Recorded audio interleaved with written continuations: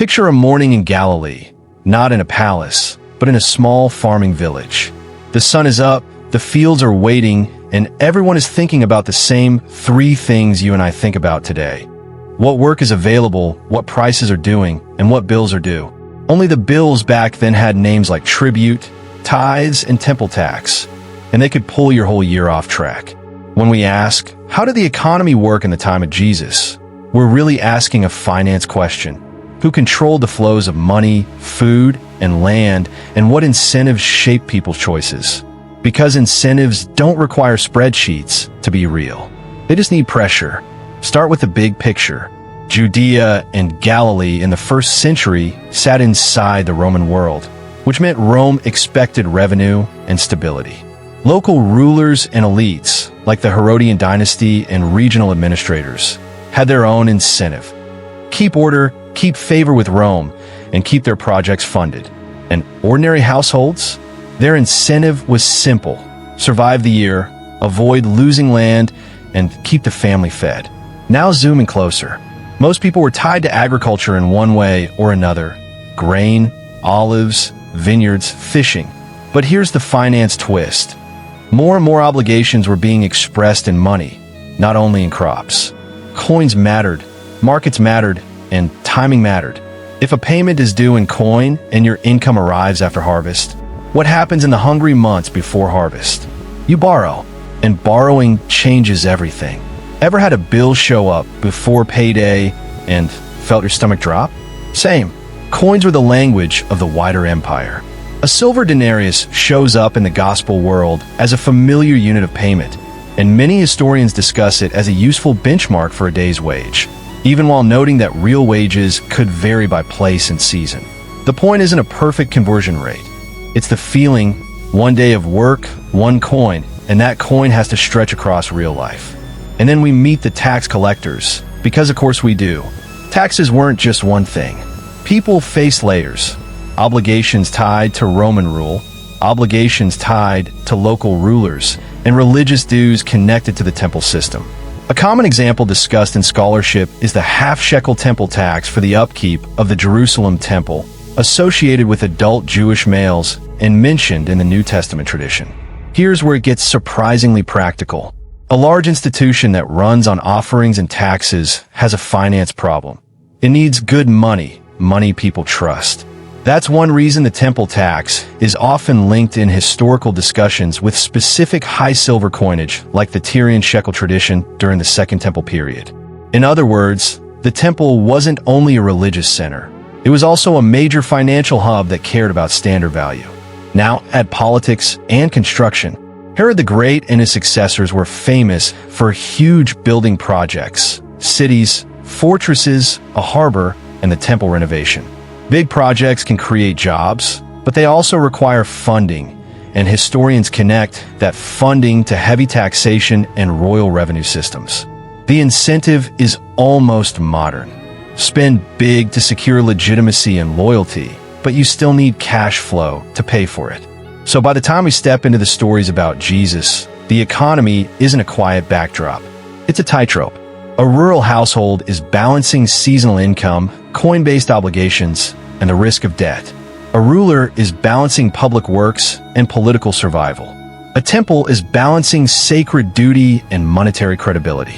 And Rome is balancing the simplest incentive of all: extract resources without pushing people into open revolt. If that sounds like the setup for drama, it kind of is. But it's also the setup for understanding why so many teachings land in the world of money: wages, debts, landlords, stewards, and daily bread. So in the next part, we're going to follow one ordinary family through year, harvest to market, market to tax, tax to temple, and watch how a few coins could decide what happens next for them too, right then together. So let's pick up that ordinary household we hinted at and follow their money story through a year. They live in a Galilean village. They don't think of themselves as participants in an economy. They think in seasons: planting, weeding, waiting, harvest, then the long stretch where you stretch what you have. Their main bank account is grain in storage, oil in jars, maybe a few animals, and, if life is going well, some coins tucked away for emergencies. But first century life has a sneaky pressure built into it. More and more obligations are timed and priced in money. And when money obligations meet seasonal income, you get the oldest financial problem in history. If you earn in harvest, but you owe before harvest, what do? You borrow, you sell, or you work for someone else. Now, why were there money obligations at all? Because this world sits under layers of authority. Rome expects revenue and stability. Local rulers need funds to govern and to prove their worth keeping in power. Religious institutions have their own costs and their own revenue streams. None of those groups wakes up thinking, how can I ruin this farmer's life? They wake up thinking, how do we keep the system running and paid for? Incentives are cold like that. Historians describe the peasantry situation as precarious for exactly this reason. Subsistence-level farming plus recurring expenses, taxes, rent, seed, plus the constant risk of a bad year. One bad season isn't just sad, it's a balance sheet event. It pushes you from stability into debt. So our household heads to market. Market day is where food becomes money. You sell some produce, you buy what you can't grow, you pay what you owe, and you hope the coin left in your hand is enough to carry you to the next turning point. But markets also bring visibility. If you can sell, others can charge, and the state can measure. A census in the Roman world isn't only about counting people. It's tied to taxation and administration, connecting households to obligations and making revenue more predictable for the authorities. Here's where the tension rises. Our household is trying to do everything right, but the calendar doesn't care. Rent or land, dues might be expected. Various taxes may be due. And there's the temple tax tradition, commonly discussed as an annual half-shekel payment associated with the upkeep of the Jerusalem temple. Scholars note that this was paid in reliable silver coinage, often connected to Tyrian silver, because trust in the metal mattered in a world where not every coin was equal. Pause and imagine the feeling.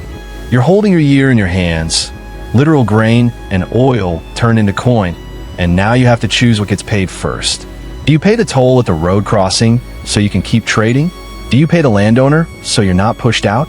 Do you set aside the temple money because it's sacred and because not paying can bring shame? This is why money shows up everywhere in the stories of that period. Not because people were greedy cartoons, because money was the stress point where survival decisions got made. And yes, there were tolls and customs. One useful historical distinction scholars highlight is that, especially after Judea became a Roman province in AD 6, direct taxes were associated with Roman officials, while customs were often collected through publicans involved in customs collection, an arrangement that created resentment and plenty of suspicion about abuse. Now, let's watch what happens when a household doesn't have enough coin. They don't go to a sleek bank with a friendly app. They go to a neighbor with surplus, a local strongman, a landowner, or a patron, someone whose incentive is also clear. Lending can create profit, but more importantly, it creates leverage. A loan isn't only money. It's a relationship with a power imbalance. The borrower needs mercy. The lender wants reliability. Sometimes it's informal. Sometimes it becomes structural, tenancy, sharecropping, day labor. Historians debate the scale and speed of land loss in Galilee and Judea, but many agree that debt pressure and elite accumulation of land were real forces shaping rural life in the period. And this is where you start seeing the two worlds inside one land. One world is the peasant household counting jars and sacks. The other world is the elite and administrative world that can move money at scale. Fund projects, collect revenue, employ workers, import luxuries, and, crucially, enforce contracts. Herod's building projects are a perfect illustration.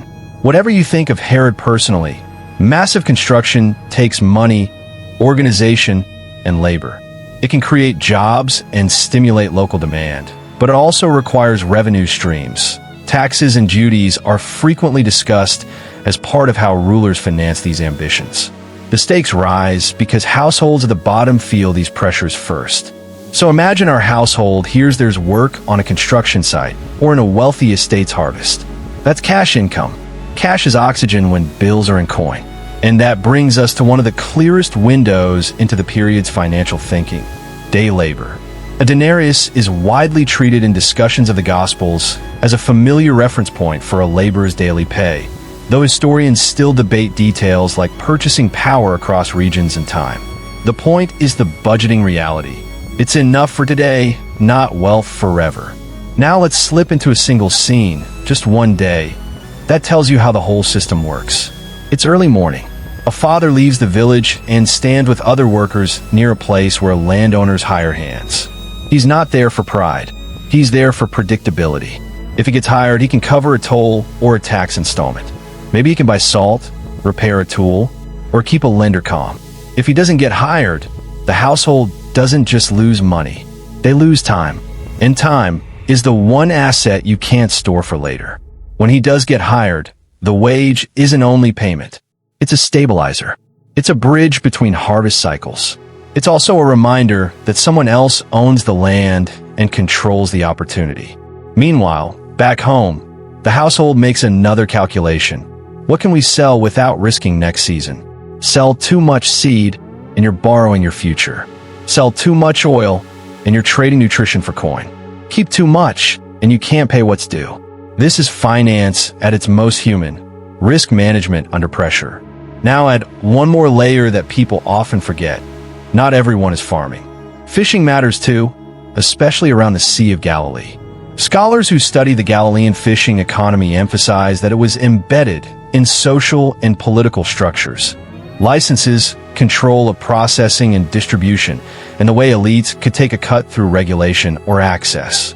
In plain terms, even your net can end up connected to someone else's spreadsheet. So, the economy in the time of Jesus isn't best pictured as a simple village barter system. It's a mixed world, local production and household survival on one side, and monetized obligations, institutions, and elite control on the other. Some scholars argue parts of Galilee saw growth and more market activity. Others emphasize exploitation and fragility. The evidence can support real variation by location and decade, which is exactly what you'd expect in a real economy. Winners here, strugglers there, and lots of people one bad break away from falling.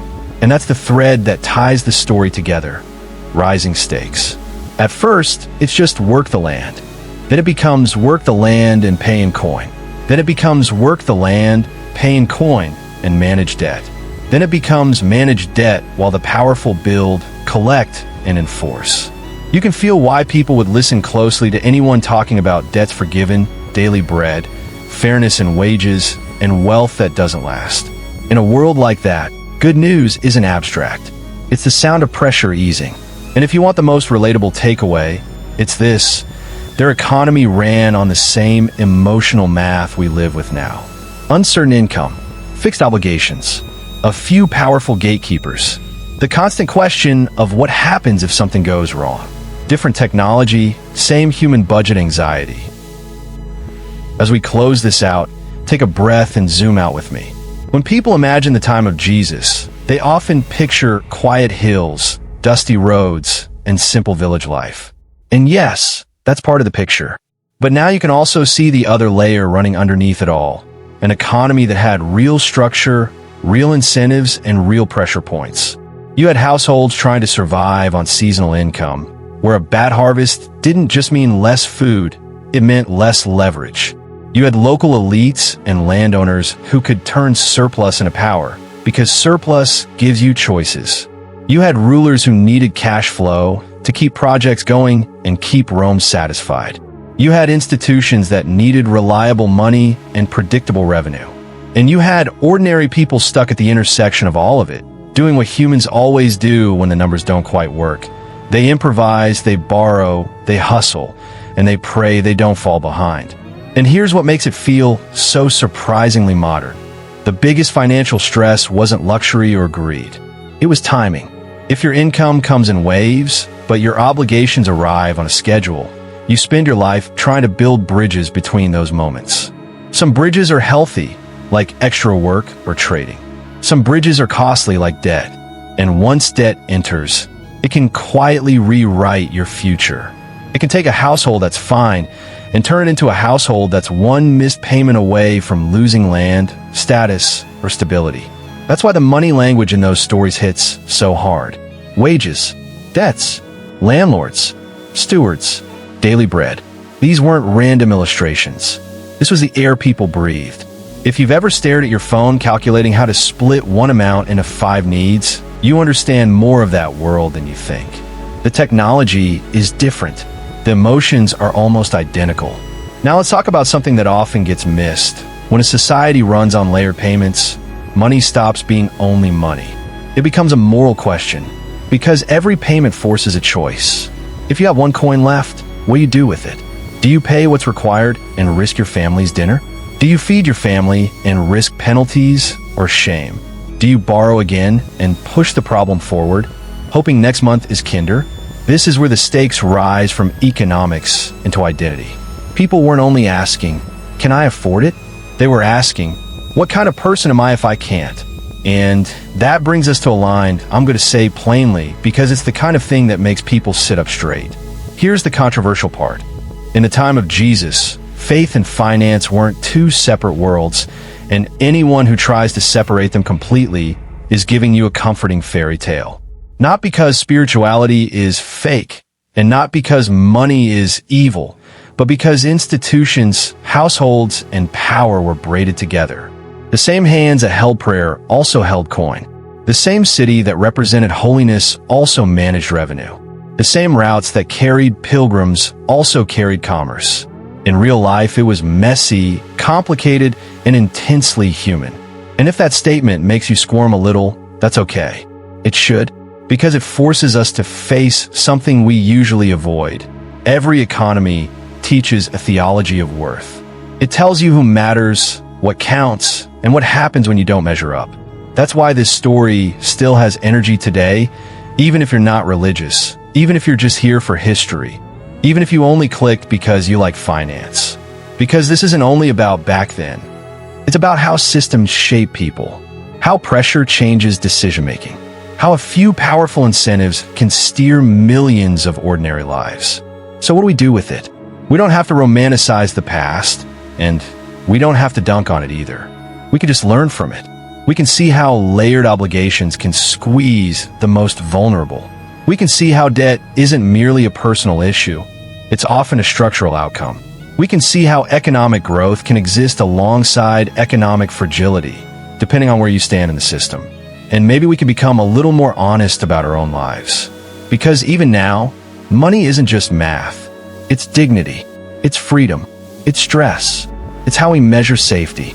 It's the quiet background noise that can either let you sleep or keep you staring at the ceiling. Let me ask you something. What's the biggest timing problem you've ever faced financially? Was it rent due before your paycheck?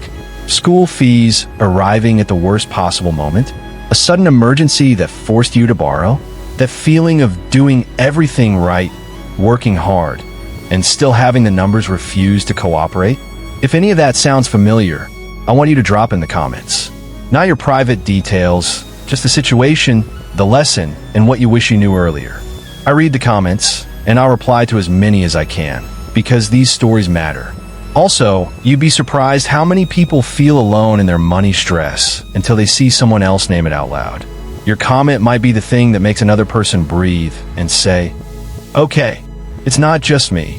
And if you want to take one grounded takeaway from today's video, let it be this. Systems don't run on slogans, they run on incentives. If you understand the incentives, you can predict the pressure. If you can predict the pressure, you can make better decisions, even if you can't change the whole world overnight. In the time of Jesus, people didn't have credit scores, banking apps, or spreadsheets, but they had the same core battle. How do you build stability in a world that keeps sending bills? That question shaped how they worked, how they prayed, how they borrowed, how they judged, and how they hoped. And honestly, it still does. So if you enjoyed this, stay with me. We're going to keep pulling finance lessons out of history, calmly, clearly, and with enough real-world truth to make it useful. Like, subscribe if that's your thing, and don't forget, your money story is not only about what you earn, it's also about the system you're earning inside. Now tell me in the comments what the money pressure you've lived through that changed how you think forever.